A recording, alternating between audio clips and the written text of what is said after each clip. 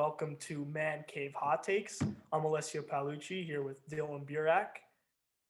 The first episode of hopefully many more to come. We have a loaded episode for you here today. A lot of good things going on in sports with free agency coming to a close in baseball. Spring training right around the corner in about a month. We got the NFL free agency soon. Of course, the Super Bowl coming up, the youngin versus the old GOAT. We got Knicks basketball to talk about. They're relevant again, which is always good to see the first time since Lynn's sanity. And, big three, was that a mistake? And some early MVP candidates, most improved player.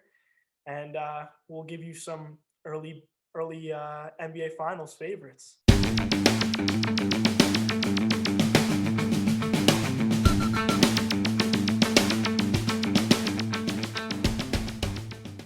So let's get into it right away. We'll start here with the Yankees. Obviously, today, officially announcing the signing of DJ LeMahieu and Corey Kluber. DJ LeMahieu for 6 years, $90 million, and Corey Kluber, 1 year, $11 million. Now, Dill, I know we were a little bit anxious waiting for DJ LeMahieu to come back to New York. And, I know as a Yankee fan, obviously, seeing the report coming out that he was coming back for 6 years was definitely a sigh of relief. It was always, in my opinion, he was never going anywhere else. I was not really ever worried. I ordered his jersey as a Christmas present. So, yeah, there was no shot the Yankees were going to let him go. If any team topped what the Yankees were offering, the Yankees were just going to offer more immediately. That's just my personal opinion, but I can't even lie to the audience right now. I can't even lie to you. I was a little bit worried throughout that entire experience. It was taking much longer than expected. You think about it, you got DJ LeMahieu, probably the best player to ever hit in Yankee Stadium since 2009 in the core four. We have him sitting in free agency until, early January? I mean, at some point, you just got to expect DJ LeMahieu was going to take the best offer on the board with spring training coming around. And, the Yankees were letting him listen to those offers, which in my opinion was a mistake. We should have taken him right away. But at the end of the day, it looks like Cashman knew what he was doing. 6 years, $90 million. You expect some of that to be front loaded, probably $20 million for the first 3 years of his contract. Nope. $10 million. No, it's 15 throughout. It is 15 throughout. I mean, who knows? Maybe they'll restructure it somewhere down the line. But 15 million years for a guy that was, guys, he was a top 3 MVP candidate the past 2 years in a row. An MVP candidate is getting $15 million a year. When you got guys like Mookie Betts and obviously Mike Trout making the upper 30s, Garrett Cole, we just paid 10 years, making $36 million a year. I mean, that's a steal if I've ever seen. It was a bargain, if you ask me. Yeah, for sure. I mean, again, that just goes back to my point. I don't know if any other teams were even fielding offers. For what he took, that was super low. I mean, I was expecting to at least give him 20 mil. Yeah, and that brings us to the next point, that maybe the market out there for these guys isn't as high as we're anticipating. Coming off COVID, a lot of owners losing money. Seems everybody besides the Mets is being a little tight with the wallets, even the Yankees for the first time in their history. Yeah, I mean, if DJ was waiting that long to take 6 years, $90 million, you got to wonder what the best offer he got really was. Or even if he did get any offers, if he fell back to that 4 months into free agency. But DJ LeMahieu, at the end of the day, he's the contact bat the Yankees need. In my opinion, they need more. We can't be relying on home runs every game, but that's another point we got to talk about somewhere down the line. But obviously a 360 hitter, you don't want to let him go. Gold glove fielder. He's going to play 150, 160 games a year. Last year, he was hurt for a little bit, and it was very evident how much the Yankees struggled without him on the field every day. Once he came back, he was able to carry the load even without Judge and Stanton on the field. So, really glad to have him back. How about Darren O'Day? Huh? I mean, that was an interesting move. You get rid of Ottavino, who's making $10 million a year. It's obviously to clear some cap space. Great move. Saved a lot of money, and we could still sign other players. I mean, Dill, I got without going over the tax. What What was wrong with that? You think there was a little crack in Ottavino and Boone's relationship or the front office? And the guy wasn't used all of last year. The year before, he has a phenomenal season. They come out in the COVID shortened season. His role's practically diminished. Yeah, I don't know. I mean, he did struggle a little bit, but that might have just been a lack of innings, lack of pitches in the games. I don't know. I mean, when he got out there, he was okay. It wasn't the same Ottavino we saw in 19, but I mean, not bad still. right. And an interesting stat I saw online when you're looking up his numbers, you go to his advanced metrics, which I'll try and pull up right now. But a lot of his advanced metrics even went up last year from 2019 in terms of spin rate, K rate, barreled balls. And so you got to wonder, maybe it was just a lack of innings and he wasn't able to get out there consistently, wasn't able to find a groove. But Ottavino did pitch some big innings for the Yankees in 2019. He obviously struggled in the playoffs a little bit, which shook the trust between him and Aaron Boone. But with a high leverage reliever like Ottavino and his wipeout slider from that arm slot, a good life to his fastball. I mean, you just hope he doesn't hurt the Yankees over there in Boston. I know they got to take on most of his $10 million contract, but he scares me a little bit facing the Yankees. They're all righties. Their starting lineup is all righties, and that's what Ottavino's paid to do. Strike out righties. Right. Exactly. And that goes back. Ottavino was not used. Guys were used like Loizaga in the playoffs last year. So I cannot stand Boone's management in the playoffs last year. I don't know. We got to go back to that. I mean, I just hated his management. Yeah, that's been a big criticism of him, but how much of that really is him and how much of that is Cashman whispering in his ear? We know they wanted a guy that was going to follow the metrics and stick to the book. He's not a guy that's going to have a feeling and ride with that feeling. And now it's been very evident through his first couple of years of managing the Yankees, which has gotten some ugly in the playoffs. But at the end of the day, it is what the Yankees wanted. It is what the front office wanted. So we can't complain, really. Brett Gardner is about Corey Kluber. Oh, shoot. Yeah, I forgot about him. Yeah. Another big signing, $11 million, a little bit more than what people were expecting, but it was expected around $9-10 million in 1 year. Prove it deal for the two-time former Cy Young Award winner. Dill, I'm going to leave this to you. What are your expectations for him in Yankee pinstripes in his first year?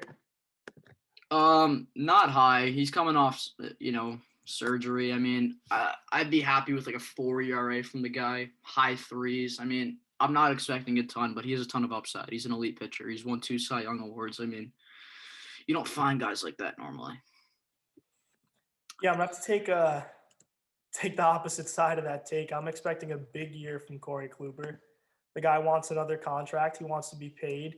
He wants to prove it. He came back to work with his strength and conditioning coach. I'm blanking on the name right now, but they obviously had a very good relationship. They worked together every offseason. You look at it, the last 3 years he was fully healthy.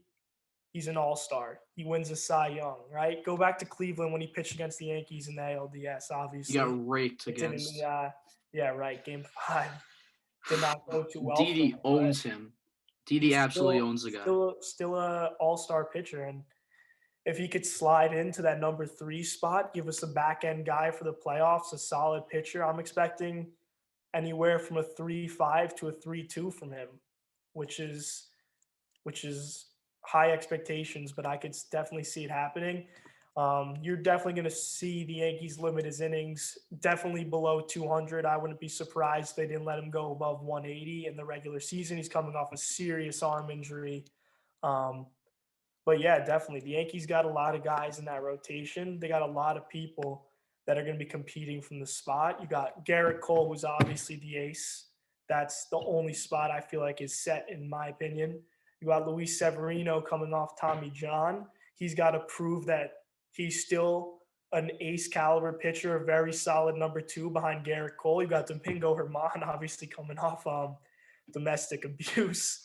But hopefully he's still got some left in the tank. Hopefully he can clean up his act and stay with the Yankees for a full year. You got Clark Schmidt, Davey Garcia, Jordan Montgomery, Jamison Tyone, who we just traded for, Corey Kluber, Michael King. The list goes on. They got a lot of guys on their 40-man that they really like. And I really like what they're doing. They're giving a lot of guys shots that need second chances, and they're hoping to build a rotation from that. And I think Sevy can come back and be a very good number 2 guy come July. I think Corey Kluber can solidify himself as a number 3 guy for this Yankees rotation. And a guy that I feel like everyone's underrating and kind of taken out of the equation here is Davy Tyone. Garcia. Oh, him too, yeah. I'm really excited to see Tyone pitch. That guy's a freaking warrior. I mean, 2 Tommy Johns and cancer. I mean, this guy's out for blood. And he's coming back to his former teammate, Garrett Cole. They're good friends. They were celebrating together on Garrett Cole's Instagram story. He's excited to be a Yankee. Yeah, I mean, definitely. He wants to be a Yankee. It was very obvious. They traded, they got a great deal for him. Miggy Yahoo's maybe the only name anybody listening or Dylan, you know. Yeah, I mean, I really only know him because of his cool name. That's all about. I don't really know much about him at all. It's just his name is. It's cool to say.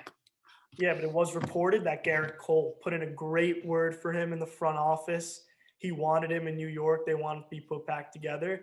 So hopefully that that gives both of them a spark they wanted. They're both competing for a World Series in the biggest stage in the United States, an MLB, as a New York Yankee. But going back to Davy Garcia, what did people want from him last year? Right?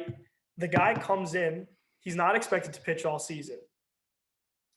He has, I can at least think of 3 starts that were absolutely phenomenal coming on. If anybody watches MLB Network, you heard Pedro Martinez absolutely raving about Davy Garcia.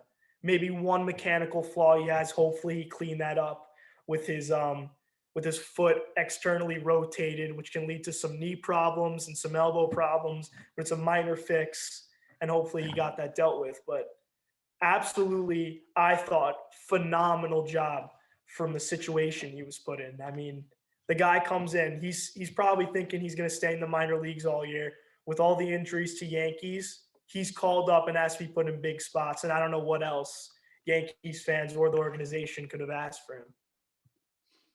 Maybe pitched more than 1 inning. I mean, I put that on Boone in the playoffs. I don't know why we pulled him, brought in Happ, but that's another story. Yeah, I'm not even talking about the playoffs. No, yeah, he pitched great for what he had. It was dealt. Like, no one expected him to play this year at all. It's the same thing with Clark Schmidt. The guy, like, literally was, like, sitting there and, like, they were like, get your shit together. You're pitching next game. Well, that's people have to remember, before these guys were called up to the 40-man, or not to the 40-man, I'm sorry, to the major league roster, there was no minor leagues going on this offseason.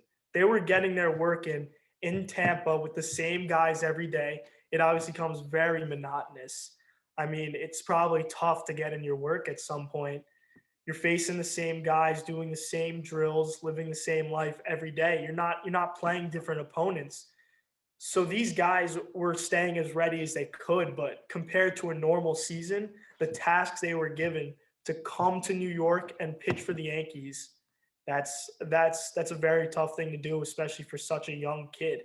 And I thought his fastball curveball split is very, very impressive and something that he can keep building on in these next few years and become a top of the line guy for the New York Yankees. And I really expect him to have a great season, great sophomore season for the Yankees at the back end of their rotation, maybe even overtake Kluber. Who knows? He could be a 4th guy, 3rd guy come playoff time. But I'm really expecting big things from Davy Garcia. Brett Gardner's gonna be the Yankee next year. I don't even know if we even really need to talk about this. I mean, they made money. I think they made room for other players with the money they traded away. Yeah, I think it's pretty evident that we need the left-handed bat, and Gardner's just the man to do it. Yeah, I mean, you said it. I heard Talking Yanks podcast. They talked about Brett Gardner's agent, if he even has one, or if the guy even has a cell phone. I mean, at the end of the day, he's only talking to the Yankees.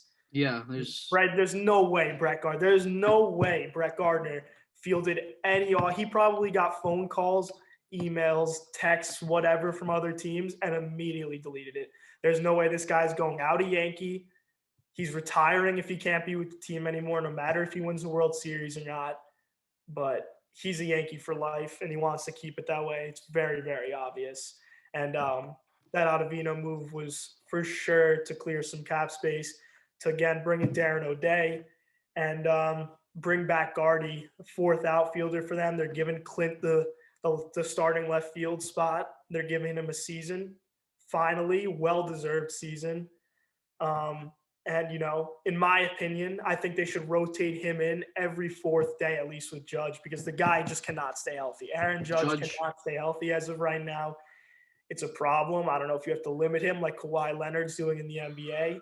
I don't know if you have to give him rest that often. I mean, if he's just not an everyday player right now. He gives it his all every time he's on the field, but unfortunately, it leads to injury. It's the same made of glass. He's made of glass. He's made of both of them. And 6'7", 240, and they cannot. What angers me about it is, how long they took to give DJ LeMahieu the $15 million a year.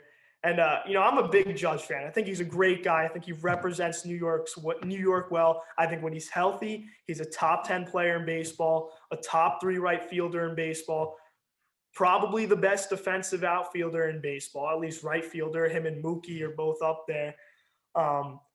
When the guy's healthy, he rakes. He gets on base. He has 400 on base percentage. It's 280. He's capable of hitting 50 bombs in a year. We saw it in his rookie season. Even though he did go through that slump over the summer, big slump, big stretch, he fixed it. He got back into it, but the injuries are killing him. He leaves, he comes back, he takes time to get back into the swing of things. He gets hurt again, and it keeps happening. And, I do want the Yankees to give him a big contract when the time is up, because I think he will be captain of the Yankees one day. Everyone looks at him that way. The fans sure look at him that way. He has in Judge's chambers. He's had that since 2017. He's obviously a fan favorite. Nice guy, great guy, quiet, does his job. But the guy's got to stay healthy. And same with Giancarlo Stanton, a guy that's moved to New York and became a starting DH. You can't be playing 80 games a season as a starting DH. I'm sorry. It just cannot happen. You're making $27 million a year. You're a former MVP, and you're DHing. You cannot be getting hurt and missing 80 games in a season. I mean, what are your thoughts on that? I mean, yeah, Stanton's being paid what? How much is he being paid? 27, 28. Okay, yeah, so the guy's being paid upper 20s and plays 70 to 90 games a season, 90 being lucky. That's unheard of. You don't pay a guy $30 million just to sit on the bench for half the season. I mean, I'll give it to him. He raked last year in the playoffs. He demolished the baseball, but we got to see that in a full season. Absolutely. And again, we're not trying to put down these guys, Judge and Stanton. I mean, at least I'm talking for myself. I love them both. Love them to death. Yeah, of course. I couldn't imagine anybody taking over the face of New York baseball the way Aaron Judge has once Derek Jeter left. The turnaround, he filled his shoes so tremendously, took everybody's mind off the core four and the captain leaving. He's a fantastic player, fantastic. Know what he can do. We all know, we see it. We see what he can do when he's right. He just has to stay on the field, and it's frustrating as a fan to see a team that's not healthy throughout the entire season. We find a way to make it to the playoffs, and you got your guys coming in come playoff time. Everybody's a little rusty.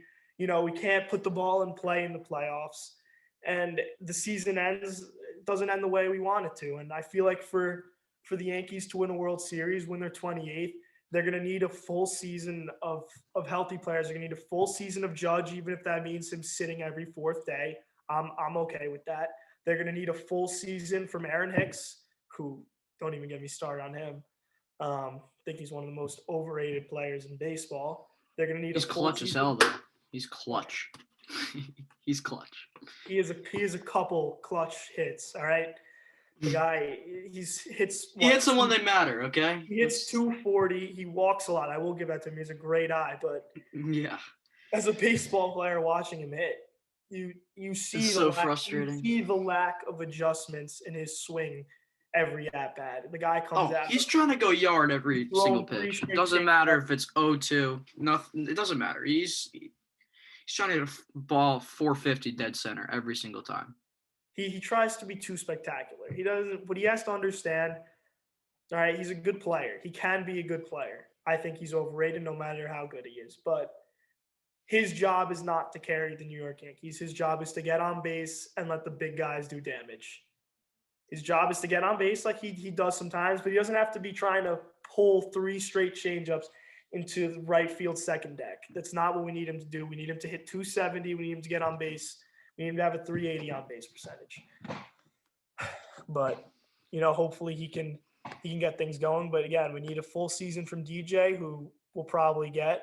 We need a full season from Gleyber Torres because we saw how much his injury affected him last season. I mean, the guy's obviously a rising superstar. He's still 22 years old, 23 years old this season. We know what he can do. We saw it in his rookie campaign. Caught a glimpse of it in the playoffs too. Yeah, we saw a little bit of that, but the injury definitely affected him. He was rusty coming back. It took him a while to get back into the swing of things. Luke Voit, MLB Network has him as a top 3 first baseman. Top 3? Top 3. No way. Hold on, I gotta look this up. I mean, top 3. I'll read you list right here. All right, I'll read this list for everybody here in case they didn't see it. Top 10 first baseman according to MLB Network. Number 1, Freddie Freeman. I think that's a given. Yes. Goldschmidt at 2, Voit 3, Jose Abreu 4, Muncy 5, Rizzo 6, Pete Alonso 7, Matt Olson 8, Rhys Hoskins 9, and Carlos Santana number 10. You could make the push for Voit at that 3 to 4 range, but you can't put him above Abreu. The guy just won MVP. It doesn't really make sense because I think the situation's similar for both of them. They had a top 3 or 4 season in a shortened season. Come on. Okay, yeah, sure, but it's 60 games, guys. You really have him above Pete Alonso because of 60 games. I completely disagree with you. Yes, I completely disagree. You saw Pete Alonso had a phenomenal rookie season. That doesn't happen by accident, all right? He topped Aaron Judge for most homers by a rookie ever, okay? Yeah. Luke Voit had 1 all-star caliber. He was on – both of Abreu and Voit were on pace to beat that record, though. I'm sorry, I cannot take last year into that doesn't top what they've done in years prior for me. So does the World Series not Lindor count? Let me ask you something. Lindor had a terrible year last season. Do you expect him to bounce back this year? I mean, since 2019, the guy middle to end of 2019, what was it? Minus or was less than like 750 OPS. He had a 250 average, 700 OPS. Yeah, but again, that's not great. Lindor is still the best shortstop in baseball, which leads me to my point. You're not going to put Lindor at 7 because he had a bad second half of 2019 and a bad 60 games last season. 60 games isn't enough for me. That's what, a third of a normal season, a little bit more than a third of a season. In my opinion, Luke Voit just had the season of his life. I don't see him repeating those numbers. I think he could be a very good player. Don't get me wrong, but putting him above Pete Alonso, I mean, the guy absolutely raked in 2019. Let's move on. Look at these stats right here. 120 RBIs, 155 hits, 260 average. I mean, that 260 average bugs me a little bit. I don't see Luke Voit topping that. I'm sorry. I see Luke Voit as a 250 hitter, maybe with 30 home runs. 90 RBIs. I'm going to have to disagree with you there. I see Luke Voit coming back and having, obviously, agree, season of his life, but I still see him being a dominant first baseman. His fielding he's got to take a step up in that fielding game, but though. Is Luke Voit that much better than Pete Alonso? Is he that much better? To be 4 spots ahead of him on MLB Network. No, he's not. But that's what I'm saying. You can switch out. I honestly think Abreu's better than Voit, but that doesn't mean Alonso should be at, 7 is he at? He's at 7. Yeah, so I think he should be lower. I also disagree with Max Muncy at 5. I think Anthony Rizzo and Pete Alonso should both be above him. That's my opinion. Anthony Rizzo has been great for a long time. But anyways, moving on. We got the Mets, of course. The big news. Unfortunate as Yankee fans, Lindor and Carlos Carrasco to the Mets for a couple prospects, Andres Jimenez and Ahmed Rosario. I mean, Dale, give your take on this. I think it's pretty straightforward. They got a hell of a deal. They got a hell of a deal. That's all I really have to say. I mean, Lindor will probably just be Lindor from what he's been recently. Going back to my point before, I don't think he's the same stud as he used to be. 290 hitter, like 35 home runs, all that. But I still think he's if not the best fielder, one of the best at short. And he's got a lot going for him. I mean, Cookie Carrasco is an underrated pitcher. I like him a lot. Yeah, there's not really much else to say. I think it was a great trade for the Mets. I think it was give credit where credit is due. Yeah, it was obvious from Steve Cohen's press conference that a move of this stature was waiting to happen. I mean, the guy doesn't care. They're the front runners for Bauer. They're not done. Care what his checkbook looks like. Yeah, he didn't lose money last season. He doesn't care. Money outside of baseball. Yeah, but I do have a different take on the trade. I think this could be potentially. I'm not saying it will be. I think it potentially could be a huge mistake for the New York Mets for the simple reason that Francisco Lindor is on an expiring contract. He probably wasn't going to stay in Cleveland. You run the risk that he gets traded somewhere else and he likes it and he can stay, but good for him. He can stay there. There's a lot of big names at shortstop. They're trying to make a push for a World Series this year, though. Their pitching staff was all hurt last year. In my opinion, I don't know if they'll beat the Braves for the NL East, but they will make a push in the playoffs. They have the pitching. The starters are studs. And that lineup had the highest batting average in the league last year as a whole. Right. And their pitching was a problem. They are improving. Their whole staff was hurt besides DeGrom, and he was the only guy who could go out there. Obviously look at. But excuse me, you got guys like Trevor Story available in 2021 at the shortstop position. Sure. In essence, I mean, if they're going to have to pay Lindor if they want to stay, probably more than those other guys on the market. So at the end of the day, if you really wanted a shortstop that badly, could you have waited a year? I don't know. It seems like they obviously want to make a push this year. I don't think they're better than I do not think they're better than the Braves yet. I don't think they will be this season. I think it's too much to ask for the team. Do I think they could slide into the playoffs? Absolutely. But I don't see them being better than the Braves, which is why I could see it being a mistake. You give up two young players that are regarded very highly in baseball, and Andres Jimenez and Ahmed Rosario. And you're getting back Cookie Carrasco, who does have a lot of control left on his contract. I absolutely love that part of the move. But you are getting Francisco Lindor, who they're probably going to re-sign during or before the season starts, and they're going to be giving him $30 million. And you got guys like you got Nolan Arenado, of course, is a third baseman. He's going to be a free agent next year. Francisco Lindor was due to be a free agent. Chris Bryant's going to be a free agent. You've heard talks of him possibly coming to New York. Marcus Semion's going to be a free agent next year after just signing a one-year deal this year. So Trevor Story, like I just said, Corey Seager. There's a lot of guys out there, and I think they could have easily waited. It reminds me too much as a Knicks fan. It reminds me too much of when the Knicks rushed to trade for Melo when they could have easily gotten him in the offseason. So I mean, we'll wait and see. They didn't give up too much, which is a positive for the Mets, but we'll have to see if they don't compete this year, Dylan. I mean, was the trade a success? You can argue because of Carrasco, but there's going to be a lot of people questioning Cohen. I mean, it doesn't matter if people are questioning Cohen. He's going to throw money at whatever he wants. He's just going to, if he wants something, he's going to go get it. That's the bottom line. And I respect that out of the owner.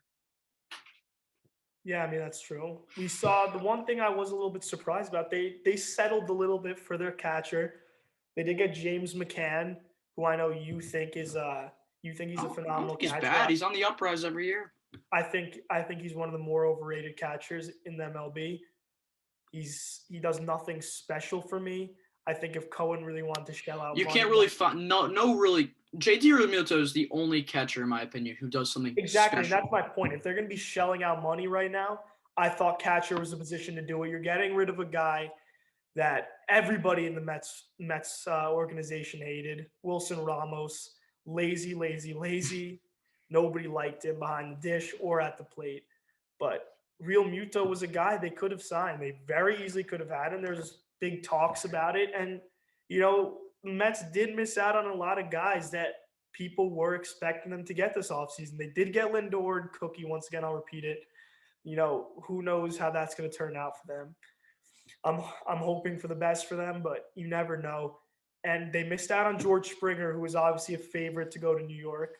You miss out on JT Realmuto, who was a favorite to go to New York. You signed James McCann, and Trevor Bauer, is back in talks as being the favorite to go to New York. But after the past two guys missing out, This is their guy. I think they'll get, in my opinion. I think they were not waiting out for Bauer, but I think they were making other offers to Springer, and probably even Bradley, maybe. I don't know, but I think Bauer's their guy.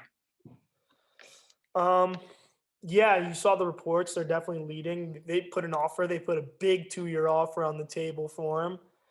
I think they're going to be disappointed if they don't get him. I feel like the only reason he wouldn't go is because Longevity. He wants to go home. He wants to go home to that the too. Eagles. I don't think he would mind getting a longer contract than 2 years, exactly, though. A longer contract. He's a stud pitcher. Studs deserve longer contracts. If the Mets get Trevor Bauer, I mean, you got to look at their rotation. Is not only easily the best. It's the best. It is the best. But yeah.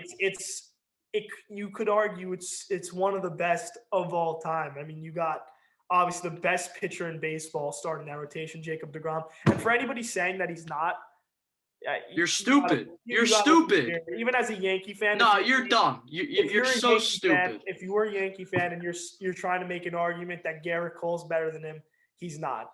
Just stop talking at that point. Yeah. Jacob deGrom is going to be a guy who wins 6 Cy Young awards in his lifetime. Probably the closest thing to Randy Johnson's skill level on the bump. You got to respect him. I don't have a problem respecting players on the Mets. He's easily far and beyond the best pitcher. He's a Mike Trout of pitching. He's not going to finish outside of the top 3 in Cy Young award winning, barring injury, of course, for a very long time. You got Noah Syndergaard coming back from injury, who, like Luis Severino, you hope can be that guy again. You hope his velocity's there. You hope he doesn't get hurt again. You got Marcus Stroman coming back from they gave him a qualifying offer, who, in my opinion, I think Stroman only took it because he missed last season and he knows he wasn't going to get a lot. He did have some questionable tweets that made me think he wanted to go elsewhere. And, they get Bauer. They're 1, 2, 3, and 4 all-star caliber pitchers. That's a playoff rotation you do not want to be facing if you're anybody. That is the only thing that scares. That's the biggest thing that scares me about the Mets, especially if I'm the Braves. Yeah. Yeah, for sure.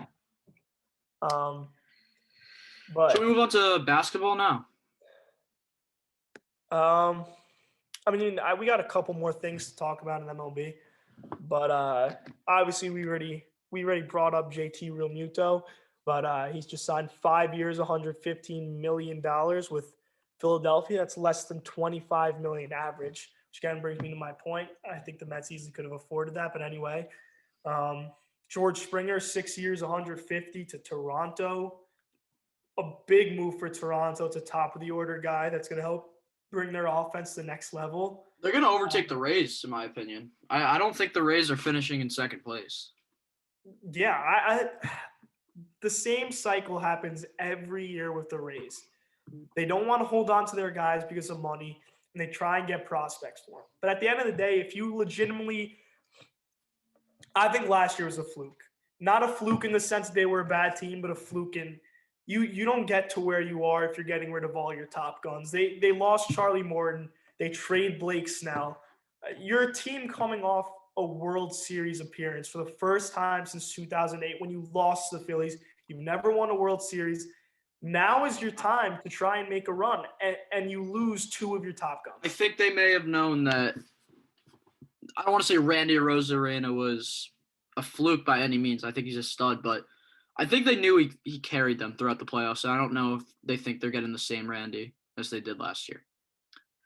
The True, guy but hit one, probably like 350, 400. The guy did not get out. He was a terror. I don't think anybody questions the fact that the AL East is in my opinion, not even in my opinion, I think factually is the best division in baseball. Can you really argue that at this point? You got three teams that very easily could be the best three teams in the American League, all out of the same division. You could have two of those teams fighting in a wild card game, even though they're top three team in the American League. Toronto, they do have a little bit to prove for me. Vladdy needs to show that, he's a guy that can hit 300. I love Bo Bichette, but their young guys have to come together. This is the year for them to prove it. You got George Springer, who's probably going to help them a lot, take the load off them. Lourdes Gurriel has to reproduce what he did last year, which is a phenomenal season. You got a lot of question marks still in that lineup. You look at the bottom of their order, guys who played well last year, but you just don't know if they can repeat what they did last year in a full 162 game season, which is a problem, which is why it's hard to tell from a 60 game season. Yeah, I mean, I don't. And another problem that the Blue Jays will have, their pitching. Right, take that. They Hyun-Jin Ryu. Tell me if I'm missing anybody. Who else do they got in that starting rotation? Is he even someone they have? Like, he's not great. Hyun-Jin Ryu, he's a good pitcher, right? He had a good year, but relying on him as your ace, he's a one. He's their one. Followed by nobody. I mean, I know people give the Yankees a lot of crap for their pitching. You look at the Blue Jays. They got Kirby Yates, though. I mean, obviously one reliever doesn't change anything, but it shows they're trying to make a push for something. I don't know what, but they have a decent bullpen, but you're not getting anywhere with that starting rotation. Starting pitching is one of the most important parts of baseball, if not the most important part. So they're gonna have to fix that if they want to go somewhere. That lineup is scary. That lineup can be scary, but no, it will be scary. That lineup George is full of Springer studs. cannot. I expect Vladdy to be. I don't really know because we've never seen Vladdy at his full potential yet, but I expect him to be great. He dropped a ton of weight. I think he'll be a lot more athletic. I think their two all-stars are Vladdy Jr. and George Springer. I think Vladdy hits 290. How about Bo? All right, yeah. So Bo Bichette, I mean, he's going to be one of the best shortstops in the league in the next coming years. He's a monster. Like, the guy absolutely just rakes the baseball.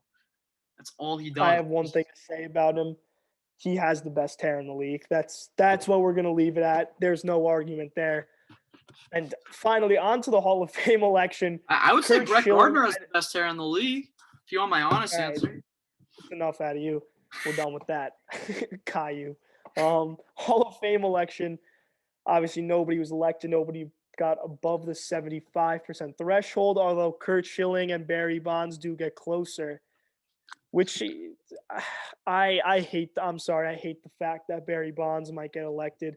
I don't like the fact that PED users are going to be in it. Yes, you can make the argument that there already are PED users that we just don't know of in the Hall of Fame, which, it's true. Pudge Rodriguez has been accused. Do we know for sure? No, because they won't release the list. And there have been some very talented guys that have taken PEDs, but in my opinion, there's got to be some sort of punishment. And I like not having guys that use PEDs in the Hall of Fame, even though A-Rod, I love A-Rod now. I don't think he should be in it. You want to be in it, stay clean. I'm sorry. That's my take on it. I mean, you can't really make any exceptions. You let one guy in, you let them all in. That's all it is. Exactly. You let Barry Bonds in, A-Rod should be first ballot. I'm sorry. You let Barry Bonds in. No, 100%. That's not even a question. A-Rod is one of the best players of all time. A ton of guys. Exactly. And what I think is absolutely ridiculous, the reason they're not letting in Barry Bonds and these other guys is for PEDs use, which is fair, right? I don't like it. I don't want them in anyway. But Curt Schilling being left out because of his political views, we're not talking about what side you're on here, but political views have nothing to do with the talent he had, and he has the talent to be in the Hall of Fame. Has he been a little controversial with his political views? Yes, but at the end of the day, it's politics, and people got to stop bringing that into sports because Kurt Schilling is a Hall of Famer. And I will argue anybody on that. His numbers and his career tell you he's a Hall of Famer. And just because some people don't agree with his politics does not mean he should not be in the Hall of Fame. Agreed.